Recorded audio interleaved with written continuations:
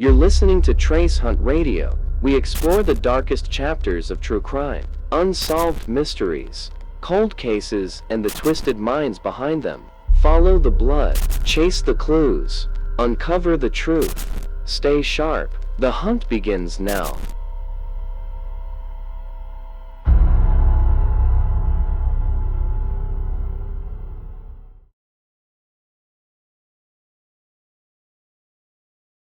We found something. You need to see this.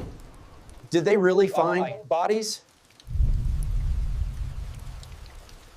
Velmont was the kind of place where people left their doors unlocked and children played freely in the meadows until the church bells rang at dusk.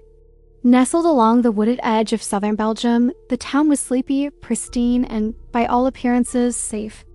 Then came the disappearances. They didn't happen all at once. In 1988, a girl named Sophie wandered off after piano class. In 1990, Muriel failed to return from the bakery 2 blocks from her home. People mourned, lit candles, whispered about the city growing dangerous, but no one suspected a pattern. The girls were labeled runaways or tragic anomalies. Each time, the case file closed quietly and life moved on. Until the 13th girl vanished. Her name was Eloise Marchal. She was 15, the youngest of 3 siblings, known for her bright yellow raincoat and her habit of humming Debussy while walking. On the morning of October 4th, 1999, she kissed her mother goodbye, laced up her sneakers, and left for school. She never made it to class. The police treated it like the others. Maybe she ran off with someone, one officer told the press. Teenagers do that. But this time, there was something different. A surveillance camera. It wasn't much. A blurry street cam near Rue des Pins captured a fleeting figure matching Eloise's build, walking at 8:17 a.m. A van pulls up, silver and rusted, partially obstructing the view. 15 seconds later, the van speeds off. Eloise is no longer on the sidewalk. When her family viewed the footage, her mother collapsed. The community finally stirred. 13 missing girls over 11 years. No suspects, no bodies, and now at last, a sliver of evidence. Journalists began to dig. Parents formed coalitions. A local teacher named Clara Rousseau compiled a timeline of disappearances and posted it on public forums, drawing eerie connections. All the girls had vanished within a 10-kilometer radius. All were between 13 and 16, and all had disappeared between the months of March and October. Still, the Velmont police remained hesitant. "Correlation isn't causation," said Chief Inspector Gerard. "There's no proof these cases are linked," but Clara Rousseau didn't stop. She partnered with an independent crime blogger in Antwerp, who filed a formal petition demanding the reopening of all 13 cases. Under growing media pressure, the federal police were forced to step in. They assigned 2 investigators, Captain Elise Verhoeven, known for cracking a child trafficking ring in Ghent, and her junior partner, Olivier Stein. The moment they arrived in Velmont, something about the town felt ... closed, not just tight-knit, guarded, uneasy. The team set up headquarters in an old municipal office and began sorting through the previous case files. They were appalled. Dozens of key witnesses had never been interviewed. Evidence was missing. For the first 9 disappearances, there were no autopsies, no forensic follow-ups. It was as if the cases were meant to go cold. Then came a letter, typed, no return address. It arrived on October 14th, exactly 10 days after Eloise vanished. It read, "If you want her back, dig where the trees die in rows." She's still singing. Cryptic, but Captain Verhoeven recognized the phrase immediately. The trees die in rows, an old term for the dead forest behind the old Velmont train yard, a place long abandoned since a fire in the 1970s. The next morning, a search team descended on the woods with cadaver dogs and ground-penetrating radar. They found nothing until one of the dogs started pawing frantically at a spot behind a collapsed fence near a row of dying pine trees. Buried beneath the earth was a shallow grave. Inside, they found a worn school bag containing Eloise's homework, partially torn and soaked in mildew. But the real horror lay just beneath that, a finger. Severed, clean, likely postmortem. The autopsy confirmed it belonged to Eloise. She was dead, but she hadn't died there. The soil beneath the finger was untouched. No blood, no bodily fluids. She had been moved, or someone wanted it to look like she had. Captain Verhoeven stared at the trees around her. There were no birds. No wind, just silence. And in that moment, she felt it. The case was no longer a string of bad luck or coincidence. Someone was staging a nightmare. Captain Elise Verhoeven stood over the shallow grave, her eyes fixed on the torn school bag and severed finger. Around her, crime scene techs whispered and scribbled notes, but none dared to speak above a hush. The pine trees swayed gently, but the air felt suffocating. "Someone's watching us," she murmured. Her partner, Olivier Stein, knelt by the soil. "You feel it too?" But no one was there. At least, no one they could see. Back at headquarters, they reviewed the anonymous letter again. "Dig where the trees die in rows." She's still singing. What did it mean? The singing could have been metaphorical or literal. The phrase had unsettled everyone. Verhoeven, though skeptical of drama, had to admit it read like a taunt. A message written not to inform, but to disturb. They decided to analyze all 13 cases again, this time with forensic discipline. Each missing girl's file was laid out in the converted meeting room. Charts, maps, newspaper clippings. For the first time, all the horror was centralized and patterns began to emerge. 11 of the girls had last been seen near bus stops. 10 had lived in single-parent households. 8 had attended schools serviced by one district, St. Croix. That was the first major lead. Clara Rousseau, the teacher-turned-investigator, was brought in to help. She confirmed that all but 2 of the missing girls had at some point taken classes at St. Croix, either full-time or in supplementary programs. A quiet, almost forgotten Catholic school nestled at the edge of town. It was private, small, and according to Clara, deeply secretive. Captain Verhoeven scheduled a visit. The school's headmaster, Father Laurent Duret, greeted them with polite distance. His office smelled of cedarwood and old incense. He was calm, too calm. "Yes, some of the girls were here years ago," he admitted, fingers steepled over a worn Bible. "But the disappearances have nothing to do with this institution." Verhoeven pressed him. "We need full access to your enrollment records, staff lists, maintenance crews, and visitor logs. We have 13 names, and we know at least 8 study here." Duret frowned. "That would require permission from the diocese." They left empty-handed. But Clara wasn't finished. That evening, she contacted an old colleague who had worked in St. Croix's archives before retiring. Through him, she gained access to a partial staff roster from 1991 to 1998. As she read through the names, one caught her eye. Michelle Ravel, groundskeeper, employed 1989 to 1996. That same name appeared, buried in a police report from 1990, as a witness in Morel's disappearance. Ravel had claimed to have seen a strange man near the bakery, but had never been followed up. There were no photos of him, no fingerprints. After 1996, he seemed to vanish. A hunch took Captain Verhoeven to the town's old property registry.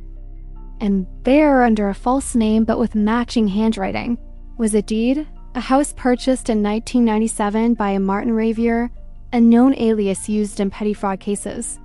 The house sat half an hour outside Velmont, isolated, unlisted, and most importantly, it had a basement. They went that night.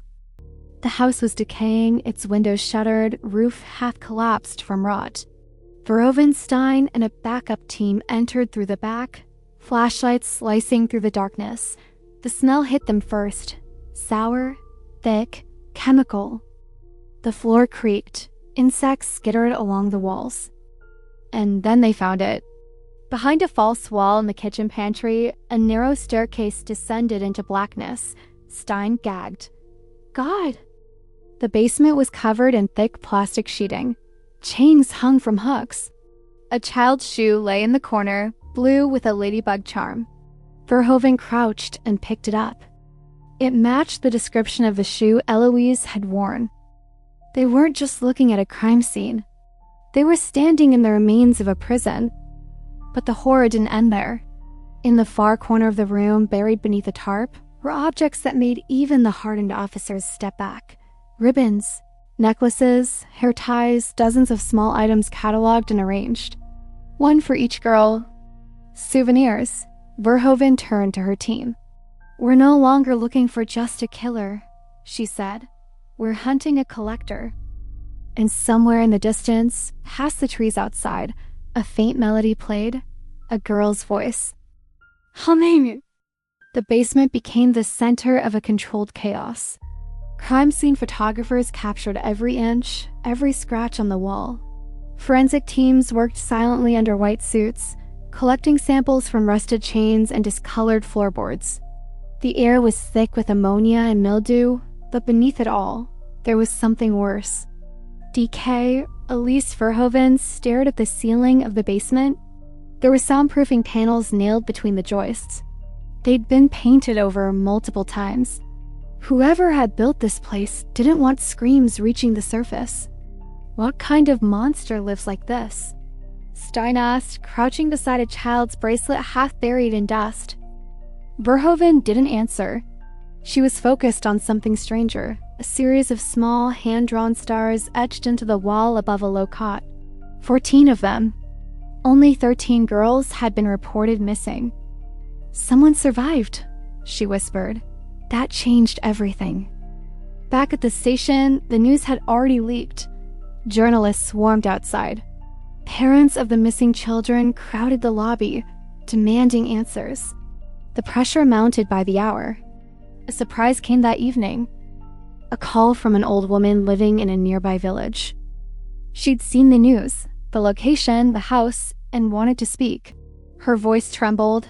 "I rented that house once, in 2002, only for a few weeks." Verhoeven and Stein arrived at her cottage before dawn. The woman's name was Henriette Blas, and her story opened the next door in the investigation. She'd never met the owner directly. The rent had been paid in cash, through envelopes left at her doorstep. But she remembered something else. "Every night, I heard a girl crying." From the basement. Henriette said she tried to open the basement once, but the door had been nailed shut from the outside. She left the house after just 19 days, haunted by sounds and shadows. Then she handed Verhoeven something she had kept, a small cloth doll. She had found it wedged under a floorboard. Verhoeven took it. On the back, scrawled in smeared ink, "Eloise -2/14." It was the same girl from the first grave. The numbers confirmed the fear. There were at least 14 victims. But the implication of the date was more chilling. February 14th, Valentine's Day. Had the killer marked his victims by a calendar? Back at HQ, Clara Rousseau was building victim profiles. Using school records, police files, and interviews with families, she began to reconstruct a clearer timeline. Most of the girls had vanished around winter or early spring. She overlaid the dates. There was a pattern. Every February, a girl disappeared. The 13th victim had gone missing in 2024, which meant Verhoeven's blood ran cold. It was 2025 now. If the killer still followed his ritual, someone was taken this year. But no one had reported a new disappearance. No alerts. No press. Had he stopped? Or had they missed a girl? They dug deeper, scanning national records, not just missing persons, but also runaways, hospital intakes, and unclaimed Jane D's. One case stood out. Lena Vassar, age 12, reported as a runaway in late February 2025. No known relatives. She had disappeared from a foster home in another region. Her file had been marked low priority. No follow-up. Verhoeven's stomach twisted. She ordered a team to trace the girl's last known steps. Clara uncovered a detail everyone had missed. Before she vanished, Lena had written a letter to her social worker. It was never delivered. But in it, she wrote, "There's a man who watches from the woods. He says he knows my birthday. The house, the calendar, the ritual. He had taken Lena. But was she still alive? The investigation shifted into overdrive. They needed to re-examine everything from the basement down to the smallest item. Forensics had cataloged hair fibers. Several were recent, not degraded like the rest. One hair sample was identified. Lena Vassar. The collector was still active. Worse, he might be nearby. Verhoeven looked again at the 14 stars drawn in the basement. One of them was fresher than the others, and beside it, carved faintly in the wall. She's still here. The search for Lena Vassar became a race against time. Verhoeven ordered a forensic sweep of the entire property, this time with cadaver dogs and heat sensors.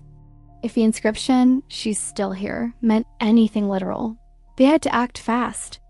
The house was ancient, but so were its secrets, and it still held one. The dogs reacted to a specific section of the basement floor. It looked like solid concrete, but the readings were strange. Hollow underneath. Stein called in structural experts. Within 2 hours, they had jackhammers tearing through the old floor. Then came a dull metallic clang. Hidden beneath the concrete was a second trapdoor. Smaller, rusted over, and bolted shut from the outside. Verhoeven's heart pounded. "Open it," she whispered. What they found beneath was barely a room. A rectangular cavity no larger than a crawl space, maybe 2 meters wide. The air was stifling. The walls were layered in scratch marks, and in one corner, a girl emaciated. Eyes wide with terror, lips chapped, clothes shredded. She flinched as the lights hit her, like a frightened animal. But she was alive. "Lena," Verhoeven said gently, crouching beside her. The girl didn't speak, but tears streamed silently down her face. When paramedics lifted her out, her fingers gripped Verhoeven's wrist with unnatural strength, refusing to let go. They rushed her to a secure hospital. Clara Rousseau joined Verhoeven as the girl underwent tests. Lena was severely dehydrated, but aside from malnutrition and bruises, she had survived relatively intact, more than they'd hoped for. But she wouldn't speak, not until she heard one word. "The name?" Clara leaned close and asked, "Do you know the man who put you there?" Lena blinked, then whispered, "Marceau." A cold stillness fell over the room. Alexis Marceau. That name had surfaced once before, months ago, during Clara's review of missing persons reports. He'd been the registered landlord of the property between 1997 and 2003, but no records beyond that. No taxes, no ID renewals, a ghost. Now, he was flesh again. Back at headquarters, Verhoeven launched a full background check on Alexis Marceau. What they found was a fragmented identity. A man born in 1959, a construction worker briefly imprisoned for assault in the late 80s, then disappeared from public record. Yet his name appeared sporadically over the decades. Rental agreements, PO boxes. A vehicle registered under his name had received a parking violation. Just 5 months ago in a rural commune an hour from the city, they had a lead. Verhoeven and Stein headed out with a tactical team. The area was remote, wooded, scattered with old barns and hunting cabins. One structure stood out. Sealed windows, no visible activity, but fresh tire marks in the dirt. They moved in just before sunrise. Inside was an obsession. Walls covered in photos of children, not just the victims, but others too. Some marked with X's, others with dates. Strings connected faces to maps, names, places.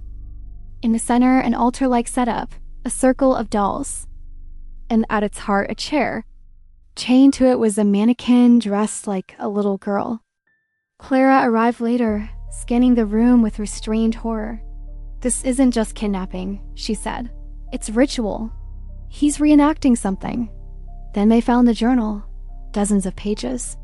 Handwritten, scattered thoughts, a calendar of appointments. Numbers, initials, times. Verhoeven flipped to the last entry. She cried too soon. Had to put her back. February was spoiled. "We'll try again in October. That one is quiet. A new date? A new girl?" It wasn't over. They had saved Lena, but someone else was already marked. And Marceau, the true predator, was still free, somewhere. Watching. Waiting. The case was no longer about just one girl. It was about a pattern. Verhoeven laid the journal pages out across the war room table. Each scribbled note, each date and name fragment was a piece of Alexis Marceau's long, grotesque ritual. Clara Rousseau joined her, bringing files from cold cases dating back over 20 years. There were correlations, too many to ignore. 12 names. 12 dates. Each aligned with a girl reported missing, one per year, most between September and March. Some vanished from train stations, others from parking lots or walking home from school. Different regions, different circumstances, but always the same age range. Girls between 11 and 14. The journal called them months.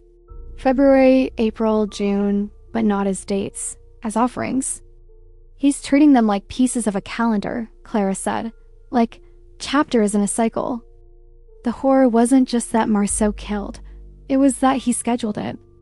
He treated it like a job. The more they studied, the more they understood.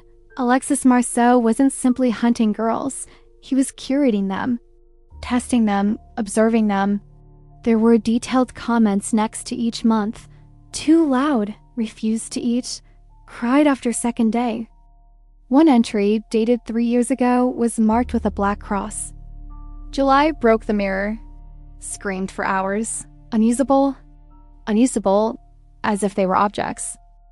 Then, at the back of the notebook, a list of initials. One stood out. CR.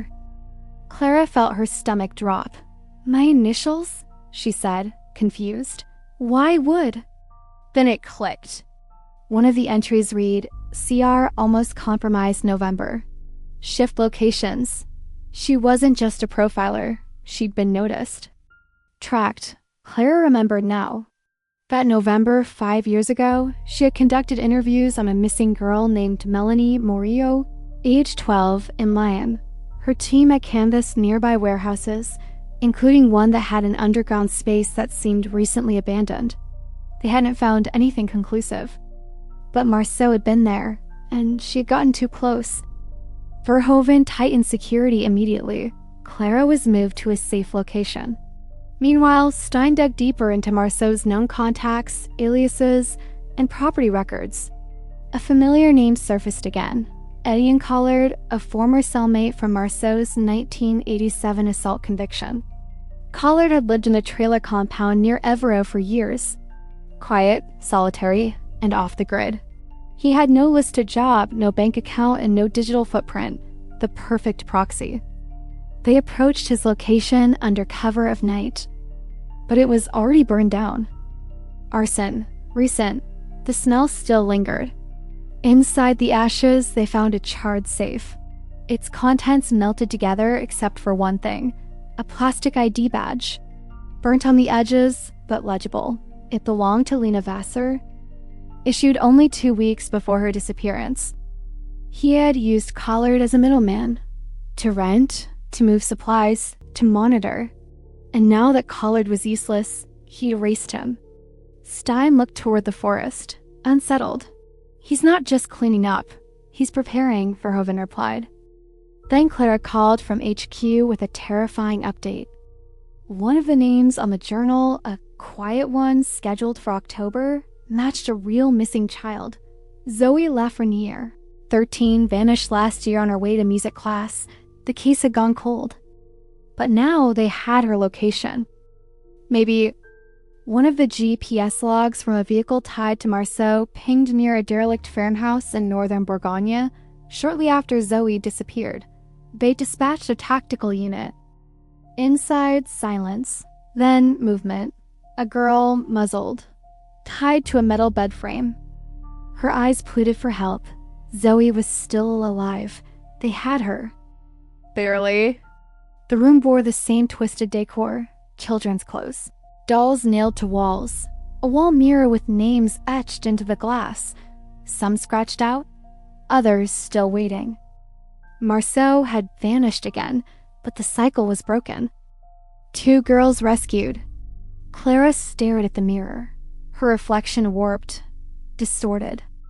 Below the list of names, another word appeared. December. Her breath caught. He wasn't finished. He had one more in mind. And this time, it might not be a stranger. Paris was cloaked in cold. December had arrived.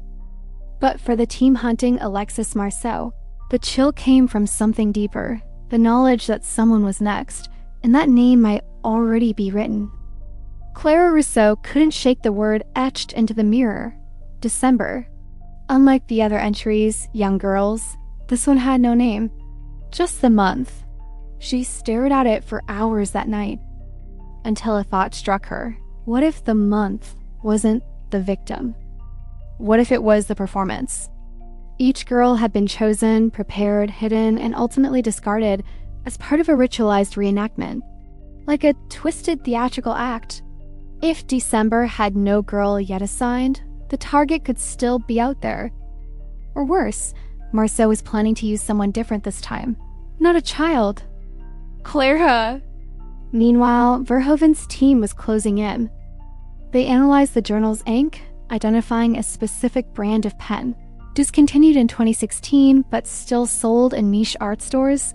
Stein cross-referenced surveillance around those shops and struck gold.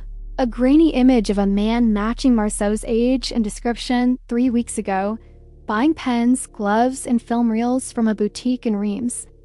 They ran facial reconstruction. It was 87% matched to Alexis Marceau. He was in the area recently, but he had changed. Facial surgery, gray beard, a slight limp.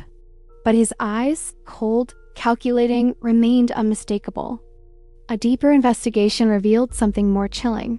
Marceau had once studied under a now-deceased performance artist named Jules Renaud, infamous for disturbing installations involving mannequins and real animals.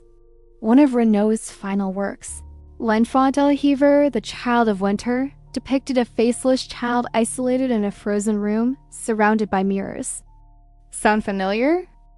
It was the exact layout of Zoe Lafreniere's prison, and now Clara understood. Marceau was reenacting Renaud's twisted masterpiece, but using real girls, not dolls. He didn't just kill, he curated scenes. He was building a living gallery. Back in HQ, Verhoeven received a private package. No return address. Inside, an old VHS tape. They found a machine to play it. The screen flickered to life, grainy and distorted. A room appeared, dimly lit. Concrete walls.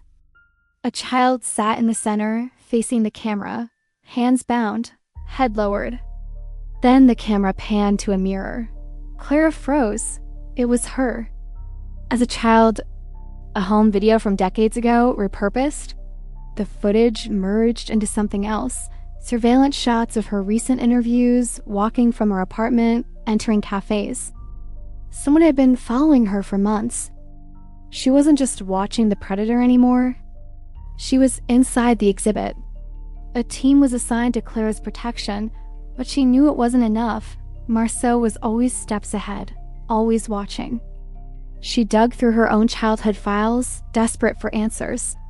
And then, hidden in her old family photos, she found a black and white picture, her father standing with 2 other men, one of them, Alexis Marceau, younger, smiling, a cigarette in hand. She confronted her mother. Tears flowed. Yes, her mother confessed. He was your father's friend. For a time, they worked together in construction. Clara demanded, did he ever come to the house? Her mother paused, then nodded, and everything fell into place. Clara was never just a profiler. She was the original inspiration, the first girl he watched, the one who got away. And now he was coming back to finish the cycle, not with a child, but with his final performance. A Child of Winter. Her. Clara Rousseau stood in front of the childhood home she hadn't stepped into for over a decade. The sky was slate gray, matching the house's cold stone walls. Every creak of the front gate, every flake of peeling paint brought back memories, but not the warm kind. She wasn't there for nostalgia. She was there because something had been buried. Her mother's confession about Alexis Marceau had shaken her, but it was the photograph that haunted her most. Marceau in their home, decades ago. Her sanctuary had never been safe. It had always been part of his story. Clara remembered a strange patch of drywall in the basement, one her father had insisted never be touched. He claimed it was to cover old pipework. As a child, she believed him. Now she knew better. She entered alone. No forensics team, no backup. She needed to face this on her own. The basement was damp, with the familiar scent of mold and old wood. Her flashlight beam danced along the walls until it landed on the panel. She ran her fingers along the surface. Hollow. She retrieved a crowbar from the shed and pried the board loose.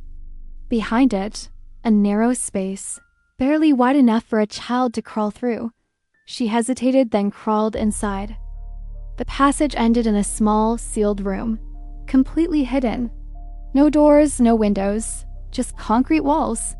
And in the center, a rusted metal chair, bolted to the floor.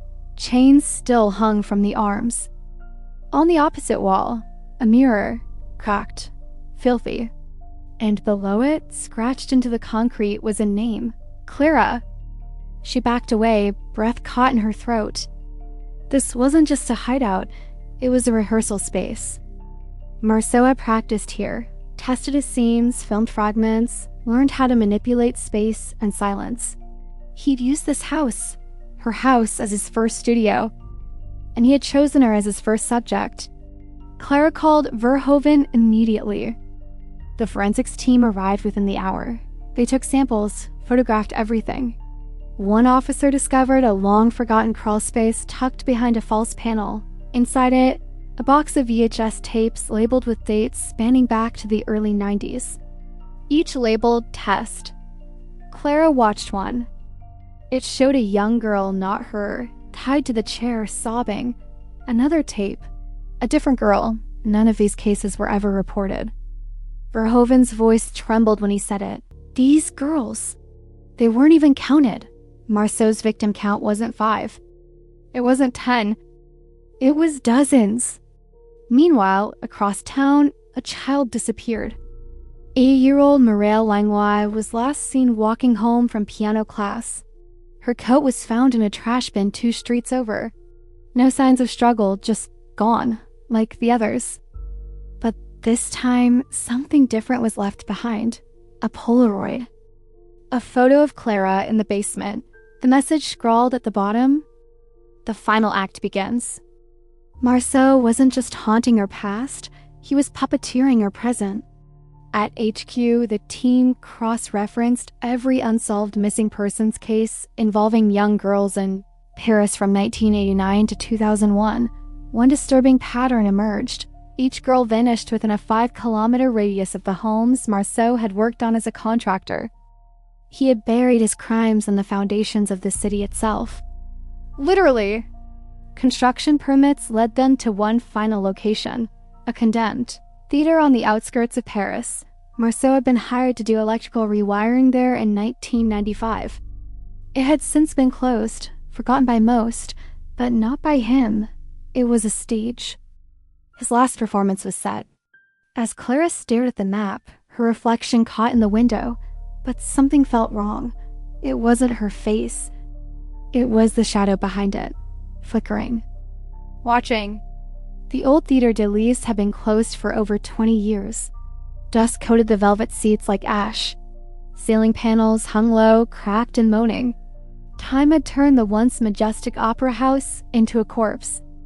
Clara stood at the grand entrance, her footsteps echoing across the marble foyer. Behind her, Lieutenant Verhoeven and 2 tactical officers scanned the surroundings with muted urgency. All clues had led here. This was Alexis Marceau's final stage. Inside, the air was thick, not just with mildew, but with something heavier. Clara could feel it. It was like breathing through memories that didn't belong to her. They moved cautiously toward the auditorium, and then they saw it. The stage had been transformed, not just into a replica of a room, but into a perfect recreation of Clara's childhood bedroom. Same wallpaper, same lamp. Same crooked stuffed rabbit with one eye missing, but everything was stained in red light. On the bed, a mannequin dressed in a child's nightgown, its face painted to resemble young Clara. Verhoeven muttered, "This isn't a hideout. It's a museum. A monument to obsession." In the wings of the stage, they found something worse. Rows of rusted cages, some no bigger than a laundry basket. Inside were mementos, shoes, ribbons, toys, each tagged with a girl's name and a year. 13 names, 13 years.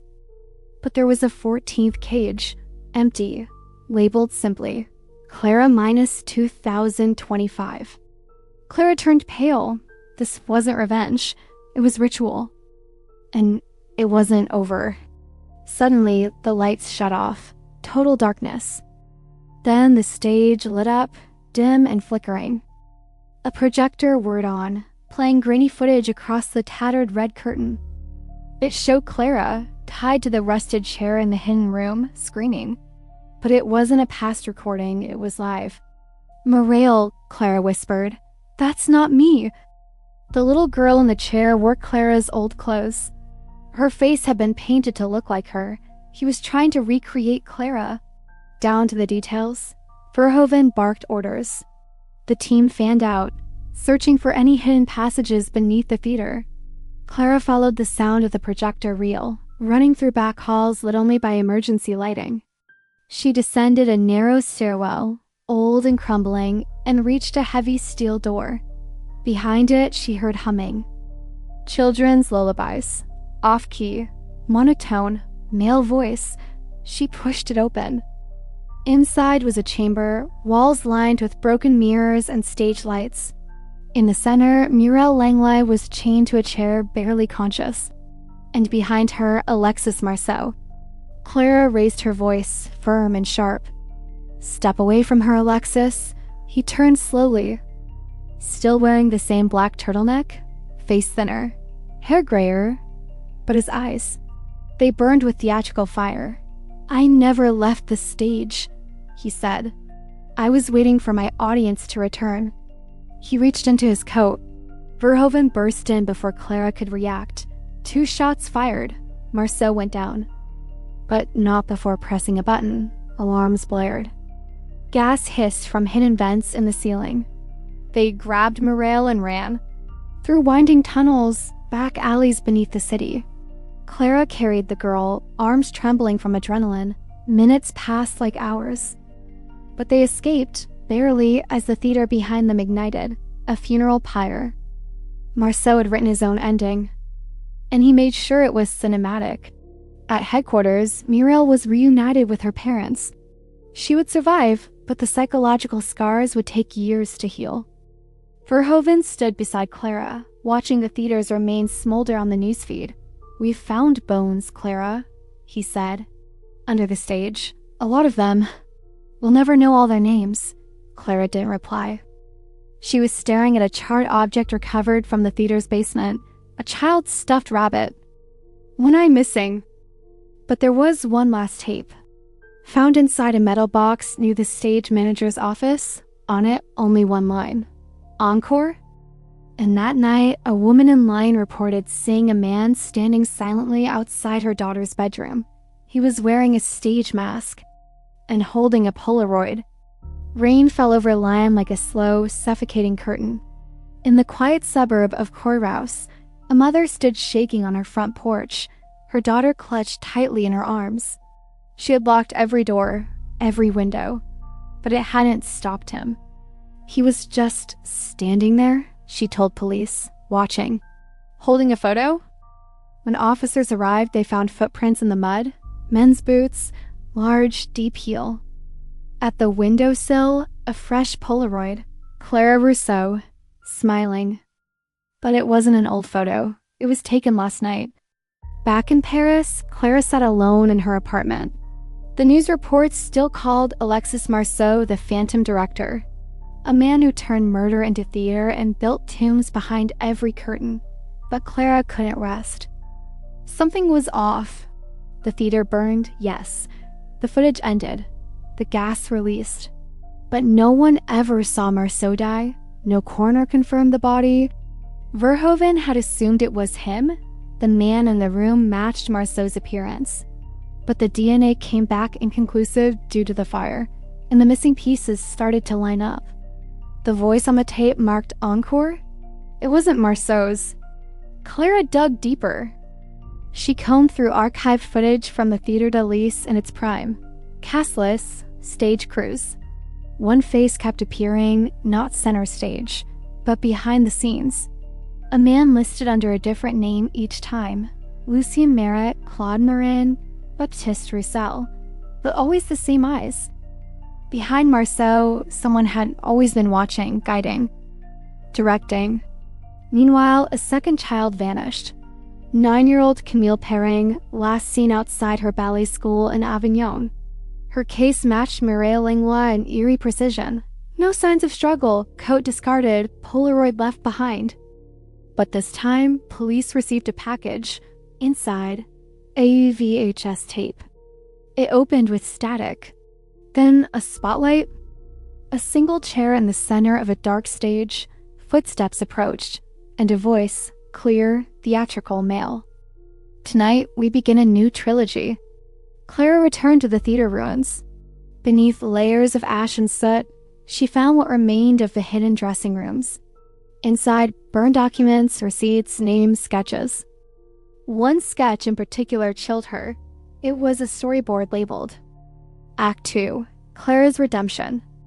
It showed her in various scenes, waking up in a white room, talking to a mirror, digging a grave. The last panel, a child's hand reaching out from the dirt. She ran to Verhoeven with her theory. What if Marceau wasn't the mastermind? She said. What if he was just the first performer? Verhoeven didn't speak. Instead, he handed her a folder. Interpol sent this. Inside, reports of eerily similar child abductions in Belgium, Germany, and the Netherlands. All in towns where small independent theaters had recently reopened. At every scene, a Polaroid of Clara. Marceau might have been the director. But someone else was now producing the sequel. That night, Clara received a call. A scrambled voice. I watched your performance, beautiful fear in your eyes. But you never finished your arc. She tried to trace the call. Too late. On her balcony, a single white mask. Like the ones actors wore in Greek tragedies. Taped to it, a note. The final curtain falls. In Bruges. The fog clung to Bruges like a veil. Clara arrived at the Theatre du Saint-Peter of Blood, an abandoned 18th century playhouse on the edge of the canal. The name hadn't been used in decades, but the flyer she received matched the font. The note on the mask was clear. Inside, the air was damp and rotting. On the main stage, a single spotlight flickered to life as she stepped forward. The dusty seats were empty, or so she thought. Then, a clap. Slow, methodical, from the balcony above. Welcome back, Clara, the voice echoed. A man stepped forward. He wore no mask. A thin figure, gray hair combed, glasses glinting under the light, Lucien Merritt. She'd seen his face in the archives. He had been everywhere, but unnoticed. A lighting assistant here, a script editor there, even a stagehand at the Theatre de Lys, always adjacent, always invisible. You killed Alexis? Clara said, voice shaking.